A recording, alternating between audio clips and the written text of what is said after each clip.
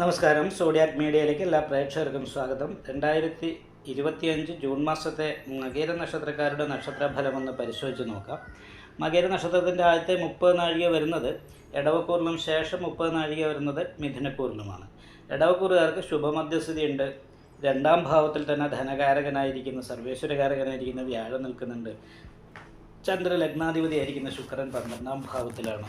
അപ്പോൾ നല്ല ഭക്ഷണം, വസ്ത്രം, യാത്രാസുഖം മുതലായിട്ടുള്ള ഗുണങ്ങൾ അനുഭവിക്കാനും സാമ്പത്തിക നേട്ടത്തിനും യോഗമുള്ള മാസമാണ്. ആഗ്രഹിക്കുന്ന എല്ലാ കാര്യങ്ങളും സാധിക്കാനായിട്ട് യോഗമുള്ള ഒരു മാസമാണ്. അപ്പോൾ അത് കാരണം കൊണ്ട് തന്നെ മകര നക്ഷത്രത്തിൻ്റെ ആദ്യത്തെ 30 നാഴികയിൽ ജനിച്ചവർക്ക് സാമ്പത്തിക അഭിവൃദ്ധി ഉണ്ട്. അപ്രതീക്ഷിതമായ ധനലാഭം, ലോട്ടറി പോലെയുള്ള കാര്യങ്ങൾ, അല്ലെ പ്രതീക്ഷിക്കാത്ത പണം കൈവശം വന്ന് ചേരാനായിട്ട് യോഗമുള്ള ഒരു മാസമാണ്. സർവാഭിഷ്ട സ്ഥാനത്താണ് ശനി നിൽക്കുന്നത്. അപ്പോൾ ആ ശനി കർമാധിപതിയായിട്ട് സർവാഭിഷ്ട സ്ഥാനത്ത് നിൽക്കുന്നത് കാരണം ജോലിയുമായി ബന്ധപ്പെട്ട് വിദേശത്ത് പോകണമെന്ന് ആഗ്രഹിക്കുന്നവർക്ക് വിദേശത്ത് പോകാനായിട്ട് സാധിക്കും. അതേപോലെ തന്നെ വിദേശ തൊഴിലെടുക്കുന്നവർക്ക് വളരെ നല്ലതാണ്. ലഗ്നാധിപതി ലഗ്നാൽ 12 നിൽക്കുന്നവരും വീട് വിട്ട് നിൽക്കാനുള്ളൊരു സാധ്യതയാണുള്ളത്. മാത്രമല്ല 4ാം ഭാവത്തിൽ നിൽക്കുന്നത് കലഹകാരകനായിരിക്കുന്ന ചൊവ്വയാണ്. അപ്പോൾ ആ ചൊവ്വ 4ാം ഭാവത്തിൽ നിൽക്കുമ്പോൾ വീട്ടിൽ കലഹം പോലെയുള്ള പ്രശ്നങ്ങൾ, സ്വസ്ഥതക്കുറവ്, വീട് വിട്ട് നിൽക്കാനിട വരിക, ഇങ്ങനെയുള്ള കാര്യങ്ങൾക്കൊക്കെയാണ് യോഗമുള്ളത്. അപ്പോൾ അത് ഒന്ന് ശ്രദ്ധിക്കണം. ദേവീക്ഷേത്ര യഥാശക്തി വഴിപാട് കാര്യങ്ങളൊക്കെ ചെയ്യാനായിട്ട് ശ്രമിക്കണം. മാത്രമല്ല കർമ്മസ്ഥാനത്ത് അമൃതവിഷകണ്ഠകാരകനായിരിക്കുന്ന രാഹു നിൽക്കുന്നത് കാരണം ഇടയ്ക്കിടയ്ക്ക് തൊഴിൽ തടസ്സങ്ങൾ വരാനുള്ള രീതിയുണ്ട്. വീട്ടിലിരിക്കുമ്പോൾ വിപരീത സ്വഭാവം, സന്തോഷിച്ചിരിക്കുമ്പോൾ പെട്ടെന്ന് ടെൻഷൻ പോലെയുള്ള കാര്യങ്ങളൊക്കെ അനുഭവിക്കാൻ സാധ്യതയുണ്ട്.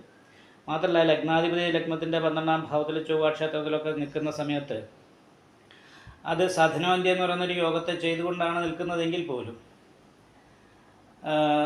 വാഹനം നിമിത്തം ധനനഷ്ടം പോലെയുള്ള കാര്യങ്ങൾ, സ്ത്രീ സംബന്ധമായിട്ട് പേരുദോഷം പോലെയുള്ള കാര്യങ്ങൾ, വീഴ്ച സംഭവിക്കുക, ഇങ്ങനെയുള്ള കുറച്ച് കാര്യങ്ങൾക്കും കൂടി യോഗമുണ്ട്. പക്ഷേ ദൈവാധീനം നല്ല രീതിയിലുള്ള കാരണം കൊണ്ട് ദോഷഫലങ്ങൾക്ക് അത്ര ആധിക്യം കാണുന്നില്ലാത്തത് കൊണ്ട് ഒന്ന് ശ്രദ്ധിക്കണം എന്നല്ലാതെ കണ്ട് വലിയ രീതിയിലുള്ള തടസ്സങ്ങളും പ്രതിസന്ധികളൊന്നും ഉണ്ടാകാനുള്ള സാധ്യത ഇല്ല. എന്നാൽ മകേര നക്ഷത്രത്തിൻ്റെ അവസാനത്തെ 30 നാഴികയിൽ ജനിച്ചവരെ സംബന്ധിച്ച് 12ാം വ്യാഴമായിരുന്നു, വലിയ ഗുണമുണ്ടായിരുന്നില്ല. എന്നാൽ ഇപ്പോൾ അത് ജന്മത്തിലേക്ക് വന്ന കാരണം കൊണ്ട് കഴിഞ്ഞ മാസക്കാളിലൊക്കെ അനുകൂലമായിരിക്കുന്ന ഗുണഫലങ്ങൾക്ക് യോഗമാണ്. എങ്കിൽ പോലും ജന്മരാമോനെ ദുഃഖം എന്ന് പറയുന്നൊരു യോഗമുണ്ട്. ശ്രീരാമചന്ദ്രൻ വനവാസത്തിന് പോയ രീതിയിലുള്ള അവസ്ഥ, എന്ത് ചെയ്യണം, എങ്ങനെ ചെയ്യണം, എവിടെയായിരിക്കും, കൃത്യമായിട്ട് ഈ രീതിയിലുള്ള ഒരു തീരുമാനങ്ങളും എടുക്കാൻ സാധിക്കാതെ ഇരിക്കുന്നത് കാരണം കൊണ്ടുള്ള അലച്ചിലുണ്ടാകാൻ സാധ്യത കാണുന്നുണ്ട്. പിന്നെ ഭദ്രായോഗം, നിപുണായോഗം ചെയ്തിട്ട് പഞ്ചമഹാപുരുഷത്തിലെ ചന്ദ്രൻ, അവിടെ ചന്ദ്രാൽ ഭദ്രായോഗം കൂടി ചെയ്താണ് നിൽക്കുന്നത്. അത് കാരണം നന്നായിട്ട് സംസാരിക്കാനുള്ള കഴിവുണ്ടാകും. പക്ഷേ കുറച്ച് എടുത്തിയാട്ടം കൂടാനുള്ള സാധ്യതയുണ്ട്.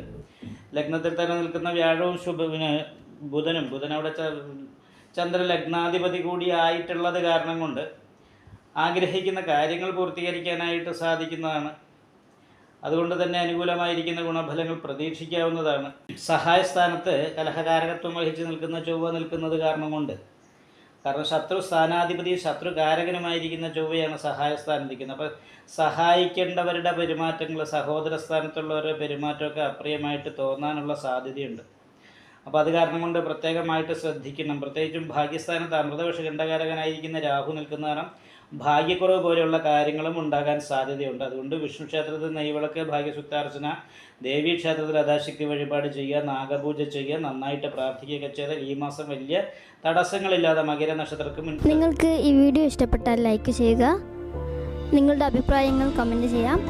ജ്യോതിഷവുമായി ബന്ധപ്പെട്ട കൂടുതൽ കാര്യങ്ങൾ അറിയാൻ ഈ ചാനൽ സബ്സ്ക്രൈബ് ചെയ്യുക. ഞങ്ങളുടെ ഓൺലൈൻ കൺസൾട്ടൻസി നമ്പർ താഴെ ഡിസ്ക്രിപ്ഷൻ ബോക്സിൽ കൊടുത്തിട്ടുണ്ട്.